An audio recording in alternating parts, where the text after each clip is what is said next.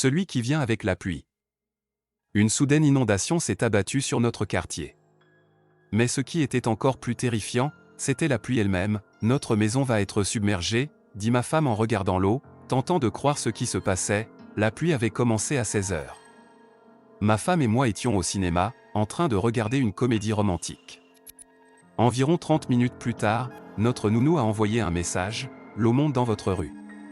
Vous devez rentrer chez vous. » Effectivement, quand nous sommes arrivés, l'eau avait déjà envahi l'allée. Les caniveaux débordaient, et la maison de l'autre côté de la rue était déjà inondée. Je n'ai jamais vu une tempête aussi violente, dit ma femme, couvrant ses yeux de sa main. Moi non plus. Selon les rapports, notre ville avait reçu l'équivalent d'un mois de précipitations en quelques heures. La pluie était si dense qu'on ne voyait presque rien en conduisant. C'était un cauchemar. J'ai laissé ma femme avec les enfants à la maison et je suis allé au magasin chercher des sacs de sable.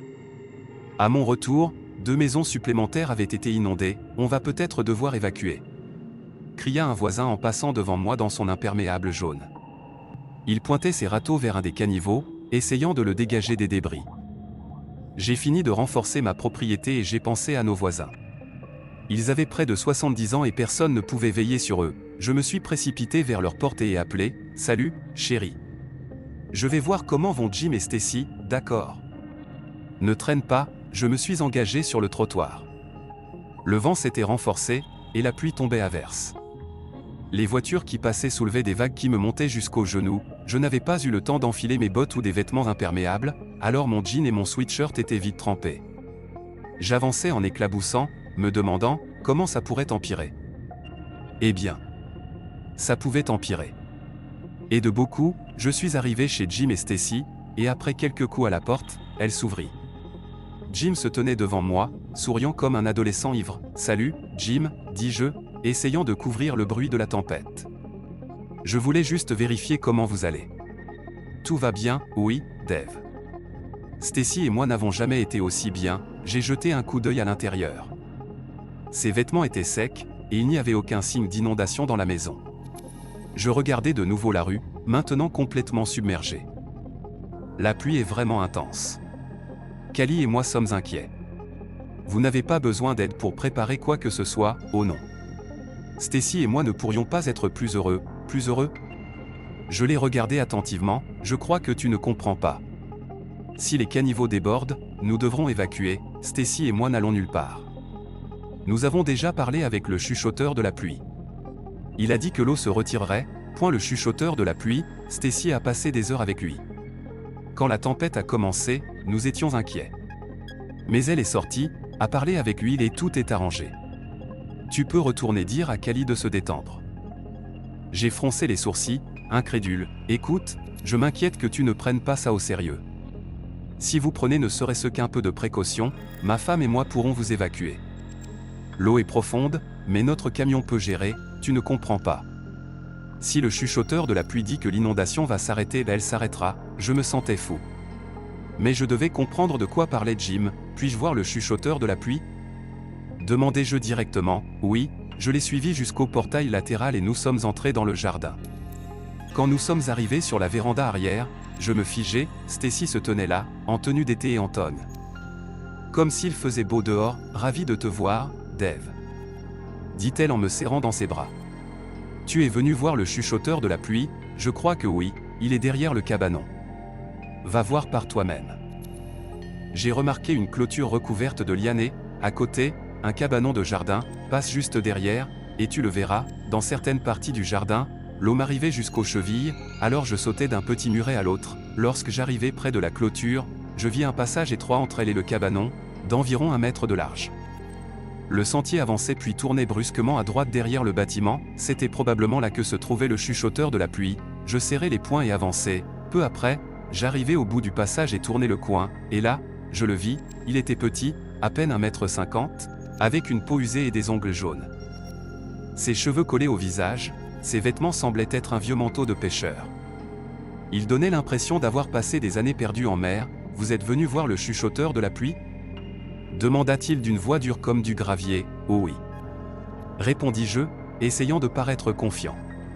Je suis venu vérifier, car Jim et Stacy ont dit que quelqu'un était ici. Je suis de retour. Que veux-tu? J'étais choqué par sa présence. Il semblait sans abri, comme si les voisins l'avaient laissé vivre sur leur terrain. Mais il y avait quelque chose d'étrange dans sa voix. Quelque chose d'irréel. Écoute. Je ne sais pas qui tu es ni ce qui se passe ici, mais il y a une inondation. Nous pourrions devoir évacuer, personne n'évacuait. La pluie cessera. Tu peux retourner dire à Kali que tout est sûr. Kali, la façon dont il prononça le nom de ma femme me glaça le sang. Comment connais-tu son nom? L'homme leva les yeux vers le ciel. Je sais beaucoup de choses. Par exemple, comment tu as trompé ta femme il y a 6 ans? Elle ne t'a jamais pardonné. Mon souffle se coupa, ma poitrine se serra. Que?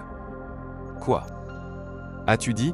Tu t'es repenti et tu as suivi des années de thérapie, continua-t-il calmement.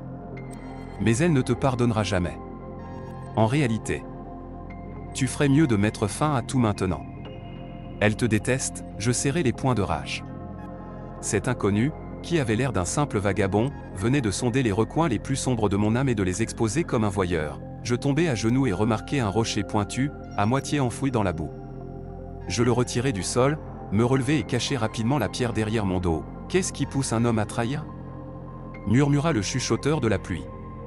J'ai observé les humains, génération après génération. Vos péchés me troublent. Quand il baissa les yeux, je vis dans les siens un froid glacial, irréel. Il fit un signe vers ma main cachée derrière mon dos. Tu peux me frapper avec ça sur la tête. Mais ça ne changera rien. Tu resteras ce monstre qui a trahi sa famille. Sa femme. Et lui-même. Je bondis en avant et frappai sa tête avec le rocher. Quand je retournai sur la véranda, Jim et Stacy m'attendaient déjà. Tu l'as vu? Demanda Stacy. Il était là, je passai devant eux en silence, serrant encore le rocher. Jim remarqua la pierre dans ma main. Qu'est-ce que c'est? Demanda-t-il, la panique dans la voix. Qu'est-ce que tu as fait? De retour chez nous, je commençais à trembler. J'essayais d'ouvrir la porte, mais mes doigts étaient glissants, couverts de pluie et de sang sombre et visqueux. Je frappai le bouton de sonnette d'un poing tremblant. Ding-dong, Kali ouvrit, mon Dieu. Murmura-t-elle en me tirant à l'intérieur. Tu as l'air horrible, je me tenais dans l'entrée, inondant les serviettes qu'elle avait disposées au sol avec l'eau qui s'écoulait de mes vêtements. Les enfants sont prêts. J'ai appelé ton père, on peut rester chez lui pour la nuit. Je regardais autour de moi. Des sacs et des serviettes étaient posés sur les meubles. Des jouets d'enfants jonchaient le sol. David? Tu m'entends? Le rocher était encore dans ma main. Je le laissai tomber sur le sol. David. Que s'est-il passé, Kali? Ma voix trembla. Il faut que je te demande quelque chose. Pourras-tu un jour me pardonner? Elle me regarda, perdue. David, je ne comprends pas pourquoi ça importe maintenant, s'il te plaît. Dis juste oui ou non. La pluie tambourinait sur le toit comme si quelqu'un y courait avec de lourds pas. Elle baissa les yeux. Je veux. David. Mais ça me fait trop mal. Je suis désolé. Elle recula d'un pas, et mes épaules s'affaissèrent, impuissantes. Je te l'avais dit. La voix du chuchoteur de la pluie résonna dans ma tête. Je me redressai brusquement. Tu l'as entendu? Quoi donc? Il sait tout. Parce qu'il voit tout. David, tu me fais peur. Puis je compris, il vient de là. Je me précipitai vers la chambre de notre fils et poussai la porte de l'épaule.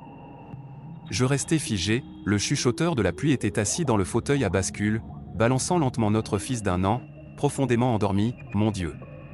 Qui êtes-vous? Hurla Kali en se frayant un chemin vers moi. Que fais-tu dans notre maison? L'homme était toujours trempé. Une profonde blessure saignait sur sa tête, le sang frais coulant sur son manteau. La pluie cessera, murmura-t-il, en berçant doucement l'enfant. Ne t'inquiète pas. Pars, Kali se précipita pour saisir notre fils. Mais à peine toucha-t-elle l'homme que son cri perçant s'échappa de sa gorge.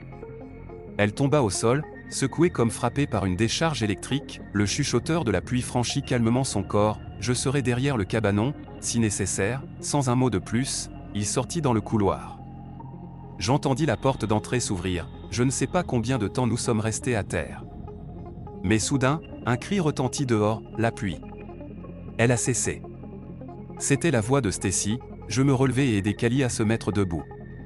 Notre fille pleurait dans une autre pièce, mais pris de panique, nous courûmes vers la porte. Dehors, la rue était étrangement silencieuse. La pluie avait vraiment cessé, et l'eau commençait à se retirer. Au milieu de la route, Stacy et Jim dansaient, et à côté d'eux se tenait le chuchoteur de la pluie tenant notre fils dans ses bras tendus, comme pour l'offrir au ciel. David. Fais quelque chose, cria Callie. Je me retournai et attrapai le rocher que j'avais laissé tomber dans l'entrée en courant vers la maison. Il était encore humide, le chuchoteur de la pluie ne se releva pas, je lui assénai un coup de pierre à la tête et cette fois, je m'assurai qu'il restait au sol. Jim et Stacy disparurent peu après. On dit qu'ils ont déménagé dans un autre état. Ma famille est en sécurité. Pour l'instant, mais parfois, quand la pluie commence, j'entends sa voix, et je me rappelle ma culpabilité, et je me demande. Est-ce qu'il a vraiment disparu pour toujours ?